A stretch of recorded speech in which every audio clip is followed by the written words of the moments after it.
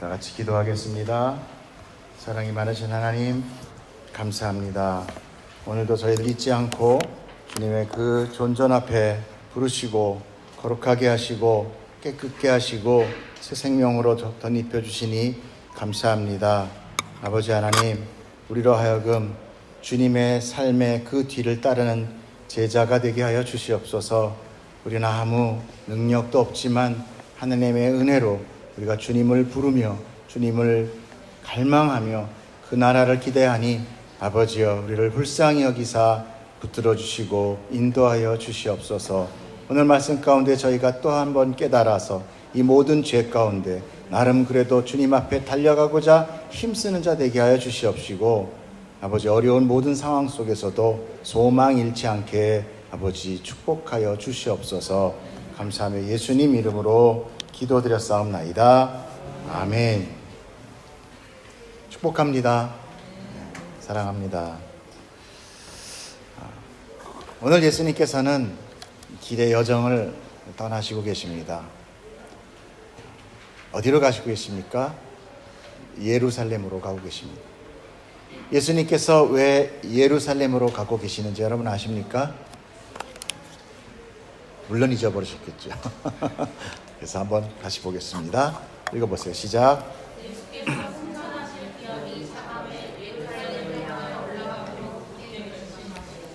바로 이 결심 때문에 오늘 예수님께서 가고 계세요. 그럼 우리 앞에 있었던 모든 그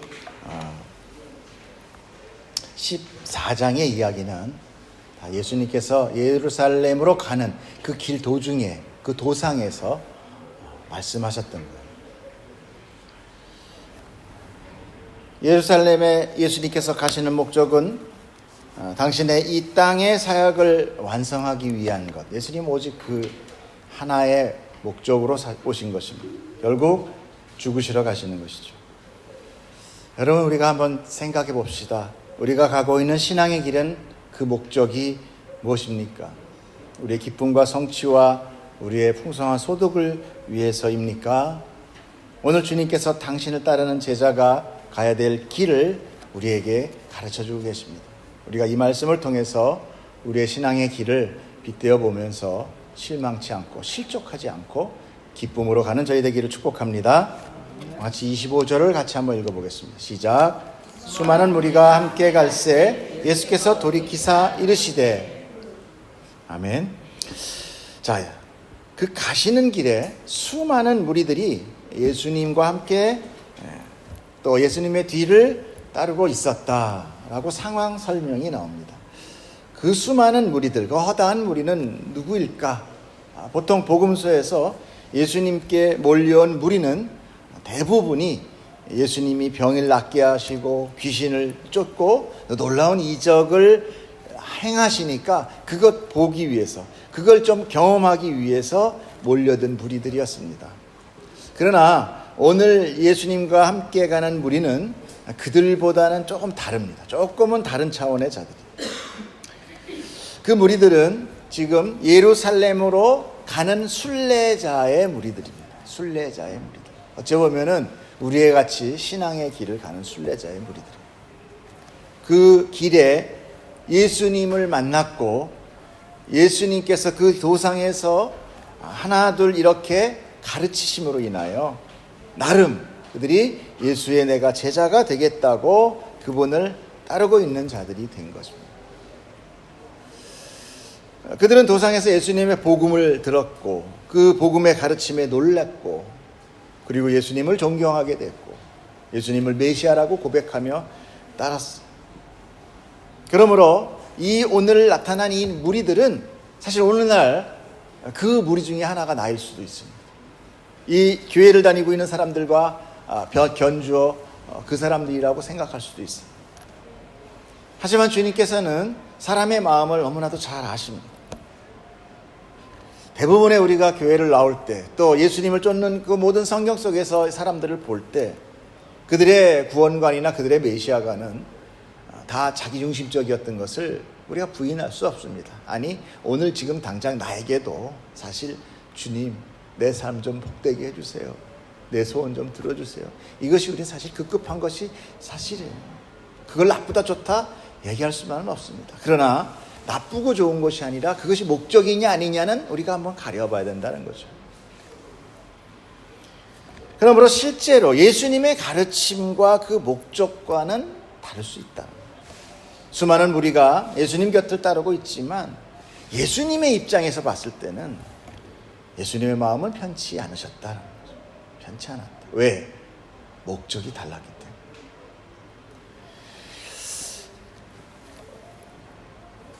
그 수많은 무리를 원하는 그 길을 향하여 가는 그 목적에 예수님은 그 길을 가는 것은 아니었던 것입니다.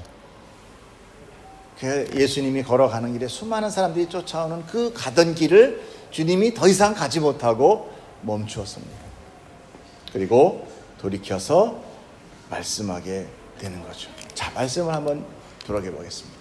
26절 교수 시작. 무릇 내게 오는 자가 자기 부모와 처자와 형제와 자매와 더욱이 자기 목숨까지 미워하지 아니하면 능히 내 제자가 되지 못하고. 우선 첫 번째 표면적으로 나타난 이 말씀에 예수님이 어떤 감정적인 마음을 한다면 너희들 정말 내가 좋아서 정말 내 뜻과 맞아서 나 따라오는 거 맞니? 이거예요. 정말 내가 얘기한 내 목적지를 너희가 알아? 그런 거 아닙니까? 스승은 저쪽을 보면서 뭔가 가르치고 있는데 많은 제자들이라고 나선 사람들이 다 다른 쪽, 제각각의 원함을 가지고 따라온다면 그 스승은 너무 마음이 어떨까요? 슬프죠, 어떻게 보면. 하나님께서는 우리를 향해 은혜를 베풀고 계시지만 그냥 이것저것 좋은 것 중에 하나 그냥 택일해라 이런 것이 아니라 그분의 성품은 유일하신 분이며 완전하시기에 당신의 백성까지도 오직 당신만을 믿고 당신만을 사랑하며 따르는 자가 되기를 원합니다. 그래서 약간 보면 우리가 하나님의 가르침을 볼 때 하나님 좀 약간 좀 독선적인 것 같기도 해요. 예, 나만 사랑해라. 다른 거 다 안 된다. 근데 세상을 우리가 살아가는 세상에서 연락을 즐기던 우리로 봐서는 저것도 좋은데 돈도 좋은데 건강도 좋은데 뭐도 좋은데 라고 할 수 있지만 하나님 보시기에 그거는 다 사망의 그림자들입니다. 그래서 세상으로부터 이 교회가 사실 좀 많은 욕을 먹는 중에 하나가 우리가 뭐 믿음 생활 제대로 못해서 하는 그런 욕은 당연히 먹어야 되는 게 맞는 거고 그거 말고 조금 그 교회의 그 기독교의 그 도리상 좀 이기적이다. 왜 너네 반 생명이 되냐? 뭐 불교고 뭐고 다들 같이 어우러지는데 요새는 또 뭐 그런 종교다원주의가 사실 이게 물 들어온 것도 있어요. 아주 조심해야 됩니다. 오직 예수님의 가르침만이 오직 나밖에 길이 없다. 생명의 길은 나밖에 없다. 그렇기 때문에 우리가 하나님의 은혜를 받고 그분이 주시는 구원을 받기를 원한다면 오늘 우리는 이 주님이 하시는 말씀을 심각하게 내 안에서 다시 한번 재정비를 해봐야 된다는 거예요. 주님이 진리잖아요. 정말 내가 그 무엇보다도 예수를 원하는지 오늘 이 말씀의 사실은 키포인트는 이겁니다. 정말 내가 예수를 원하나? 아니면 예수의 이름을 부르고는 있지만 다른 걸 원하는 거지. 여기 보면은 좀 말이 좀 굉장히 좀 야멸차죠? 자기 부모와 처자와 형제, 자매, 더욱이 자기 목숨까지 미워해라. 와, 아니 이렇게 할 수 있는 사람이 있을까요, 없을까요?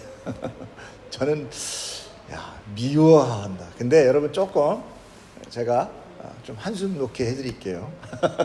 이 미워하다라는 그 단어, 미세오라는 단어인데 이거는 물론 미워하다, 증오하다라는 그런 의미도 있어요.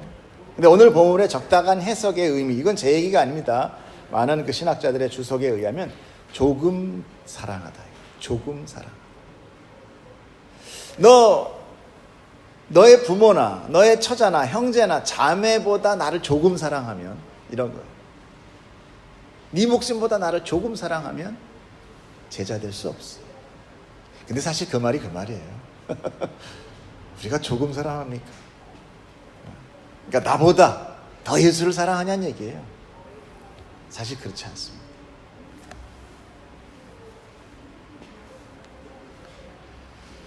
그러므로 우리가 나의 소원의 성취나 만족보다 그 은혜를 감사하고 있는지, 아니면 그 소원 성취를 하기 위한 도구로 우리가 예수를 따르고 있는지는 우리가 분명히 판단해야 된다는 것이죠. 본문에 부모와 처자와 형제와 자녀 앞에, 그 앞에 뭐가 있죠? 물은 내게 오는 자가 뭐의 부모? 자기 부모래요. 자기라는 것은 뭐예요? 나라는 거죠. 나.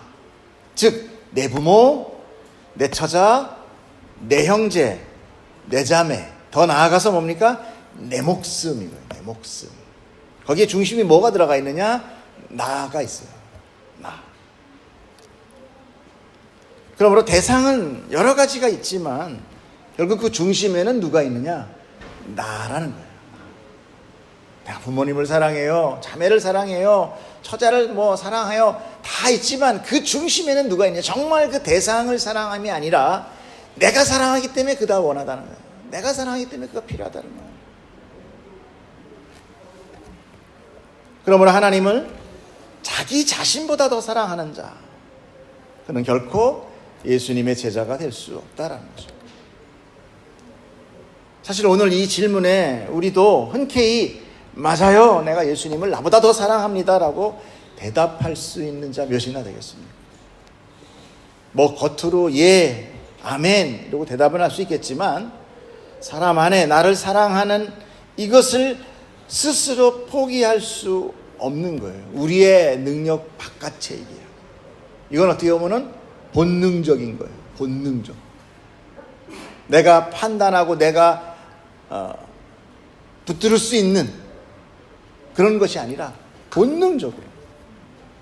사람은 심지어 자기를 위해서 목숨도 버린다고 합니다.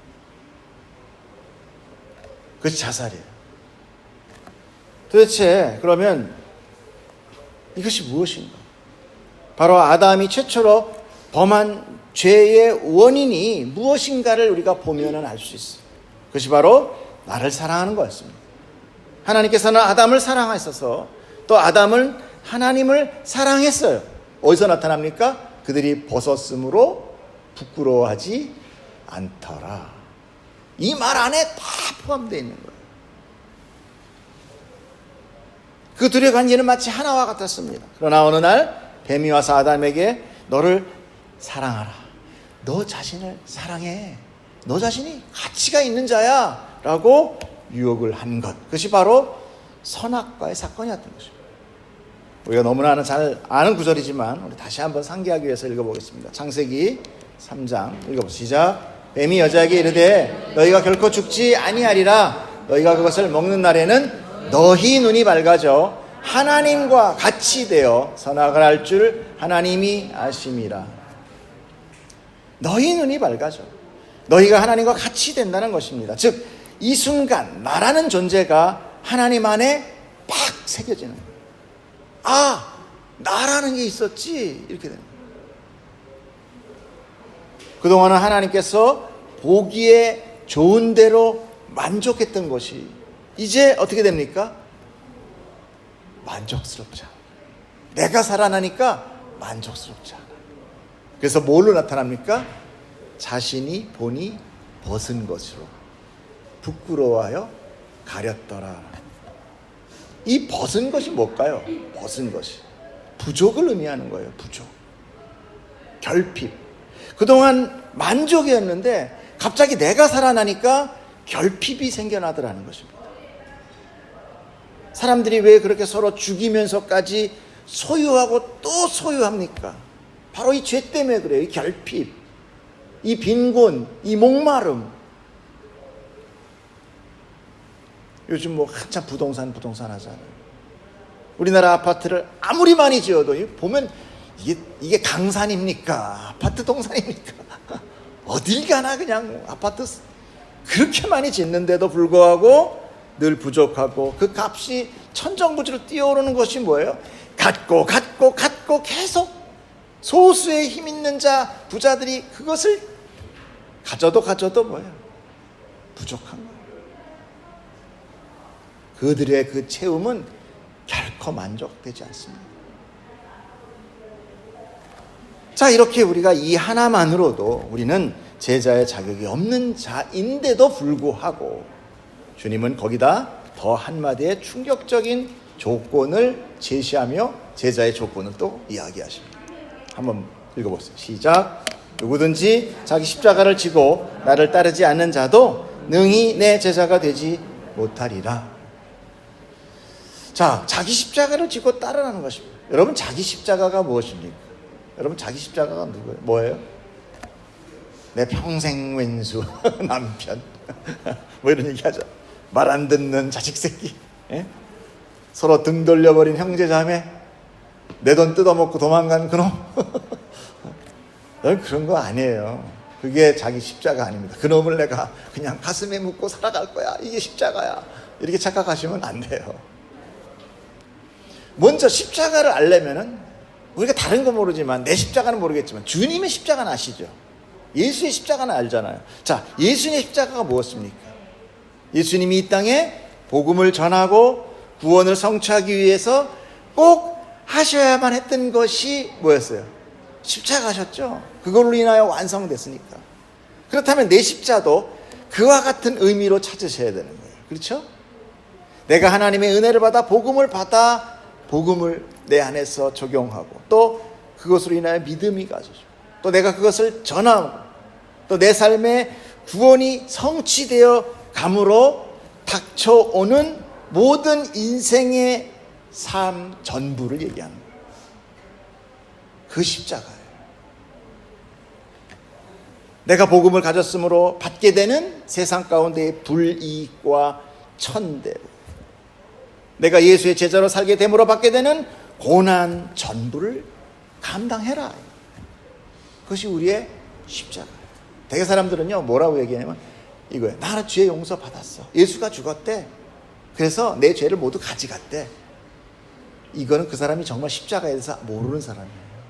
그 십자가에 내가 죽는 겁니다. 내가 죽는 거예요. 내가 죽었는데, 내가 거의 죽을 건데 예수가 함께 죽어줌으로 그 예수의 생명을 나한테 주신다는 거지. 나는 여기에 있고 내 십자가 저기 있는데 예수님이 홀랑지구 가다가 돌아가셨으니 아유 난 살았다, 이게 아니라는 거예요. 이렇게 되니까 구원받은 자, 교회, 우리가 기독교를 믿는, 예수를 믿는다는 사람들이 좀 이상한 신앙생활을 하게 되는 거예요. 뻔뻔한 신앙생활, 달라지지 않는 것, 변화되지 못하는 것. 뭐 겉으로 변하는 아이들에도 자기 안에 양심에 대한 무너짐이 없어요. 내려놓음이 없게 되는 거죠. 예수님은 그거 싫어? 너희들이 그거 싫다면 그건 역시 내 제자 못 된다라고 얘기해요. 여러분, 내가 교회를 다니므로, 우리가 사람들이 교회를 다니면서 내 인생의 구원의 꽃길이 열리고 무병장수하며 만사형통하게 된다라는 것이 뭐였어요? 우리가 잘 아는 삼박자 축복입니다. 삼박자 축복. 그런 축복으로 우리가 신앙생활을 한다면 그 사람 결코 자기 십자가를 지지 못할 거예요. 왜? 고난이 오는 건 그거는 버림받은 거니까. 그것이 그에게는 저주가 될 수밖에 없는 것입니다. 자, 28절부터 좀 긴데 32절까지 한번 읽어봅시다. 시작. 너희 중에 누가 망대를 세우고자 할진대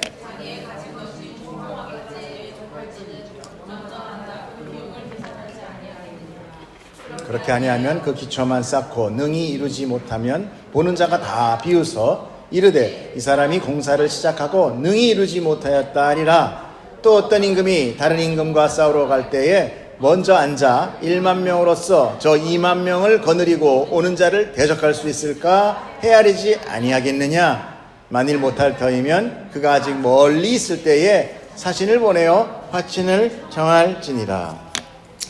이 비유의 말씀은요, 두 가지의 경우를 제시하고 있습니다. 하나는 망대를 건설하는 것이고 또 하나는 전쟁을 준비하는 왕의 이야기예요.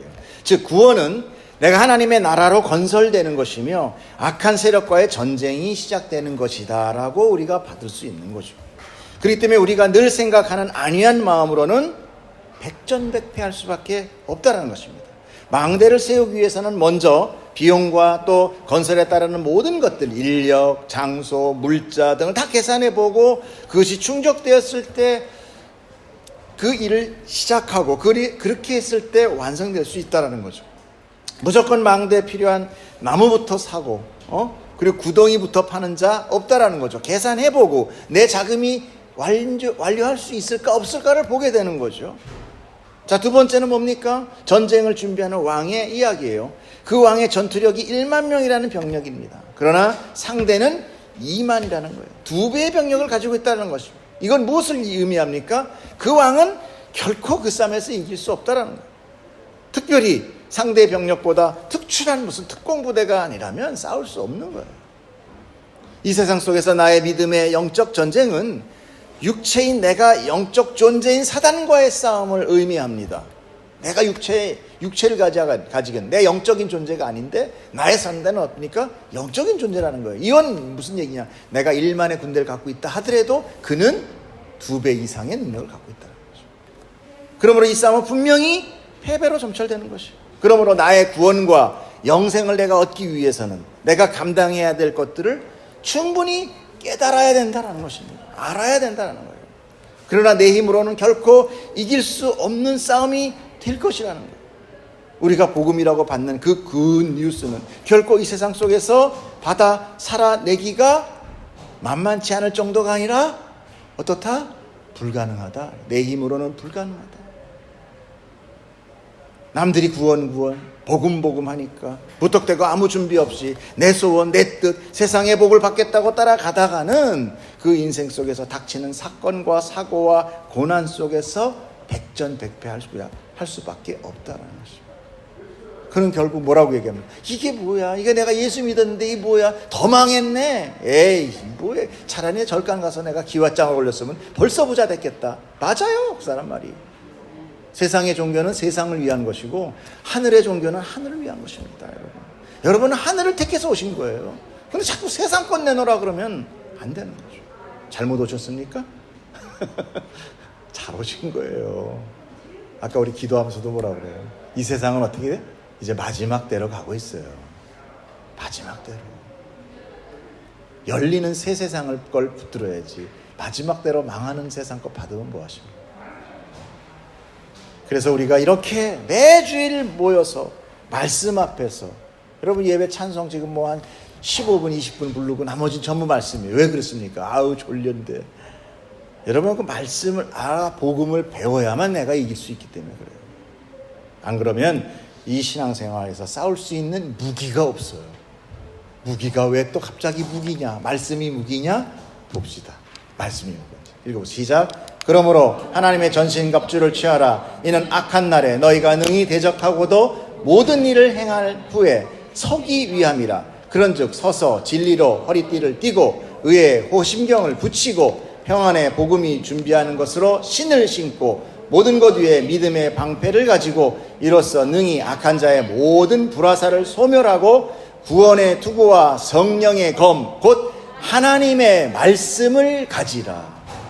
여러분 여기서 나타나는 공격 무기가 딱 하나 뭐 있었어요? 말씀의 검. 나머지는 다 뭡니까? 다 방어 무기밖에 없잖아요. 여러분이 싸울 수 있는 무기는 말씀밖에 없어요. 긴 창에서 말씀을 쫙 꺼냈더니 과도 하나 딸랑 나와버리면 이거 싸울 수 있겠습니까? 칼집은 멋있었는데 빼니까 요만해. 그래서 우리가 말씀을 봐야 돼요. 봐도 사실 우린 다 이해 못합니다. 그런 삶 속에서 말씀을 배우지 못하고 한 주 달랑 하루 주일에 설교 듣는 것으로 믿음 생활을 하면 과연 그 사람이 도대체 어떤 전쟁을 싸울 수 있겠어요? 뭐 무기가 있어야 싸우잖아요. 거기다가 참 말씀의 진리도 아닌 무슨 삼박자 축복이니 세상의 복을 가르친다면 과연 그 사람이 신앙이 어떻게 구원에 이르기까지 그가 인내하며 나아갈 수 있겠습니까? 구원은 하나님이 이루는 거지 무슨 사람이 하는 겁니까? 예, 맞아요. 그러나 불구하고 우리가 그 하나님의 나라에 갔을 때 그 고난의 모든 역경을 통과하여 기쁨을 얻는 자와 세상에 아직도 소돔과 고모라가 타는데도 도망 나와서도 뒤를 돌아본 롯의 아내 같은 삶을 살 수 있다는 거예요. 완전하지 못하면 하나님 나라 갈 수 없는 것입니다. 그런 사람은 자기 삶에 작은 힘을 닥칠 그 상황을 견디지 못하고 믿음을 버리고 떠나가게 될 것입니다. 오늘의 본문을 통하여 주님은 오직 자기들의 욕심과 소원 성취만을 위해 따르는 수많은 무리들을 보면서 예수님은 가슴이 찢어집니다. 그 아픈 마음을 금치 못하신 거죠. 나는 이걸 가르치고 있는데 왜 자꾸 다른 쪽을 바라보며 적어달라고 하느냐. 사실 누구도 하나님과 예수님 그리고 복음을 우리가 다 알 수는 없습니다. 또한 내 죄 역시도 우린 전부 인정하지 않아요. 우리가 만약에 전부 내 죄를 깨닫고 인정하면 우리는 또 달라집니다. 이런 예배가 아니에요. 이런 예배가 그래서 여러분 신앙이 아니다라는 건 아닙니다. 예배는 축제거든요, 사실은. 우리나라의 유교 사상적인 그것 때문에 우리 예배가 좀 이렇게 쫙 깔아앉아 있는데,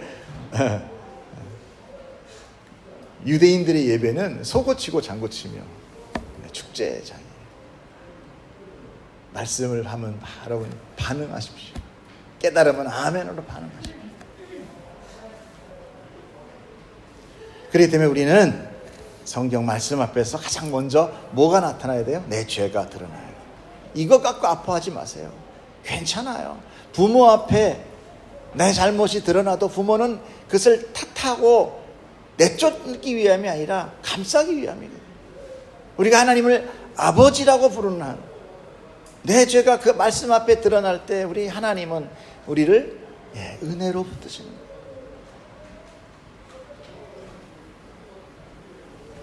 그러면 우리가 이 성경을 통하여 내 죄가 나를 무기력해 하고 더 이상 소망 없는 자로 만들어서 정말 어떻게 보면 저 깊은 구렁에서 탄식하는 그 자리, 그 낮은 자리에 하나님의 사랑의 은혜는 거하시는 것입니다. 이제 주님의 제자의 마지막 조건이 선포됩니다. 33절 읽어요. 시작. 이와 같이 너희 중에 누구든지 자기의 모든 소유를 버리지 아니하면 능히 내 제자가 되지 못하리라. 자, 이와 같이란 무엇을 나타내요? 바로 앞에 두 가지의 조건을 이야기하겠죠. 이와 같이 했으니까, 자, 망대를 세우고 전쟁을 치를 때 다 너희들이 이렇게 준비해보고 계산해보고 셈해봐야 되지 않느냐, 이런 거죠. 저 조건들이죠. 근데 그 조건을 완성하는 것이 뭐였습니까? 자기의 모든 소유를 버리라로 나오는 거예요. 자, 그럼 이 말이 무슨 의미가 됩니까? 전에 우리가 앞서 배운 말씀이 있습니다. 여러분 물론 생각이 또 나지 않으시겠지만 바로 이것입니다. 24절 시작. 아니구나. 아니. 제가 읽어드릴게요. 좁은 문으로 들어가기를 힘쓰라 그러죠. 힘쓰라. 여러분 여기서 힘쓰라란 전쟁 용어라고 했고 전심전력을 다하라 올인하라라는 의미였습니다. 전심전력을 하여 올인하기 위해서는 뭐예요? 자기의 유익과 자기의 기쁨마저도 다 버리고 오직 그것을 위하여 올인해야 된다는 것이. 이것이 바로 무슨 뭘로 나옵니까? 자기의 모든 소유를 버리라는 거예요. 이 좁은 문과 이 얘기가 딱 맞아떨어져요. 결국 오늘의 이 가르침인 모든 소유를 버리라는 것은 오직 예수만을 위해 살지 못하면 예수의 제자가 될 수 없다는 것입니다. 그것을 올인하는 것밖에 없다는 거예요. 여기서 버리라는 헬라 원어는 아포타세타이라는 단어인데 사람과 사람의 관계에서는 뭐냐면 헤어짐이에요. 작별 인사를 의미합니다. 근데 사물에 대해서는 뭐예요? 버리고 포기하다라는 의미예요. 더구나 이 단어의 시제가 현재 진행형이에요. 그럼 뭡니까? 계속 지금 버리고 해야 돼요. 왜? 또 주워내거든. 그러니까 또 버려야 돼. 한 번 버리고 끝나가지고는 도저히 되지가 않아. 우린 늘 그저 품어요. 긁어 모아 계속 버려라. 계속 버려라. 여러분, 이것은 어떤 승려의 무소유를 말씀하는 게 아닙니다. 그 무소유도 그 승려에게는요 소유가 됐어요. 왜 그래요? 그 책이 어마어마하게 팔렸거든요. 그래서 소유가 된 거예요. 그것은 그런 뜻이 아니라 소유에 대한 집착을 버리라는 것입니다. 아까 사람이 왜 소유에 집착한다고 했습니까? 뭐 했어요? 아담의 죄로 인한 거라고 그랬죠. 그 죄 때문에 그런 거예요. 그 결핍에 대한 두려움이 강력한 소유에 집착하게 돼요. 우리는 늘 두렵습니다. 뭐 때문에? 오늘보다 내일 결핍에 대한 두려움이 있어요. 내일 어떻게 살지? 내일 먹을 거 없는데, 내일 집이 없는데. 맞아요. 세상에서 살면서 우리가 그 결핍은 분명히 찾아올 겁니다. 그래서 열심히 살아야 돼요, 여러분. 기독교인은 더 열심히 살아야 돼요. 하지만 그것에 우리가 사로잡히지 말라는 거예요. 하나님은 선하시고 풍요로우시며 우리에게 은혜를 한량없이 부으시는 하나님이라고 우리가 기도하면서 그 소나기는 뭐예요? 강하게 움켜쥐고 있는 거죠. 빼앗길까 봐, 가난해질까 봐 결핍에 대한 두려움으로 결국은 하나님이 아닌 내가 해내겠다라는 거예요. 이것이 바로 하나님을 믿지 못하는 불신에 의한 것이죠. 우리가 열심히 노력을 할 때 하나님이 나를 도와주지 않기 때문에 내가 열심히 해야 된다라고 생각하시면 안 된다는 거예요. 자, 34절, 35절 시작. 소금이 좋은 것이나 소금도 만일 그 맛을 잃으면 무엇으로 짜게 하리요? 땅에도 거름에도 쓸데없어 내버리라. 들 기가 있는 자는 들을지니라.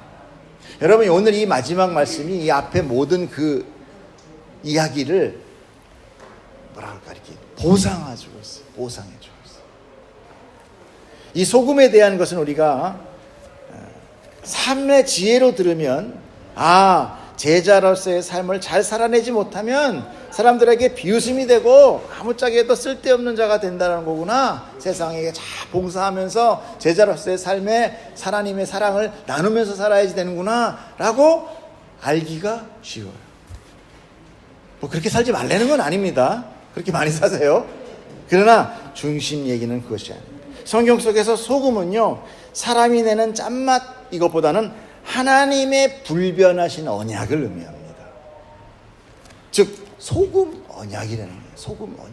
그러니까 이 얘기가 뭡니까? 너희가 모든 것을 버리고 그렇게 나만 따라와도 되는 것은 누구의 언약 때문이다? 하나님의 변치 않는 언약을 바탕으로 뒀기 때문에 내 제자의 삶, 구원, 안전함, 풍요로움, 이 모든 복이 가능하게 되는 거다. 이 얘기라는 거예요. 자, 소금 언약이라는 것을 민수기에서 보겠습니다. 시작. 이스라엘 자손이 여호와께 거제로 드리는 모든 성물은 내가 영구한 몫의 음식으로 너와 네 자녀에게 주노니 이는 여호와 앞에 너와 내 후손에게 영원한 소금 언약이니라.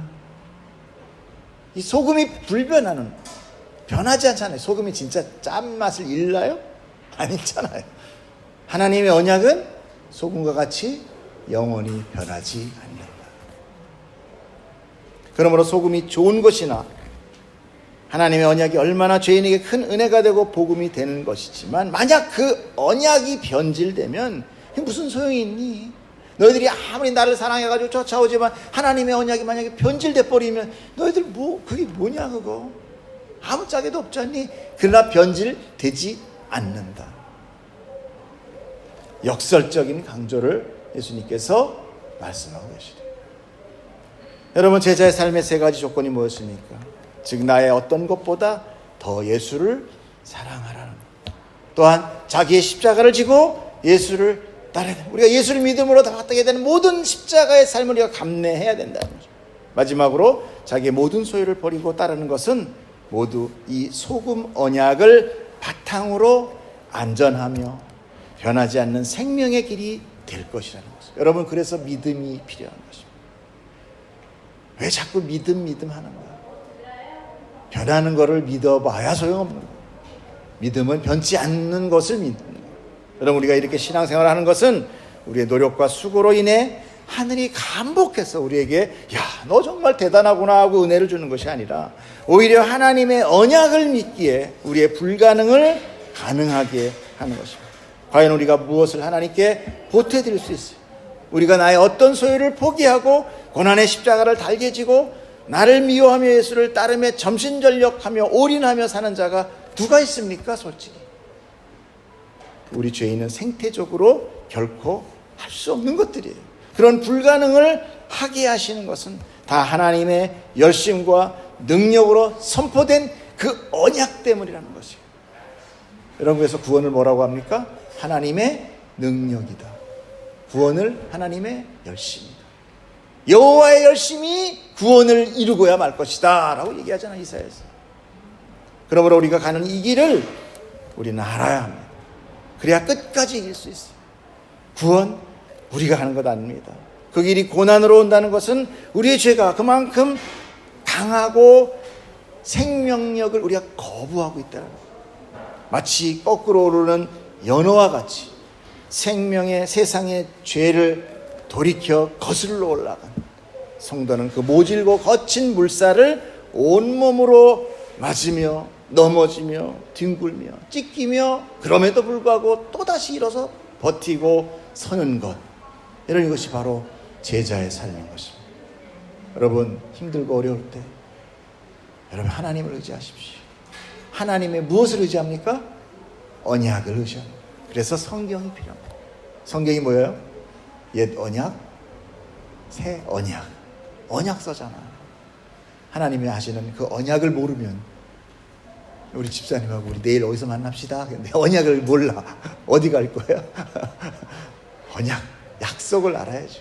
여러분, 약속을 받은 백성임을 기뻐하기를 축복합니다. 기도하겠습니다.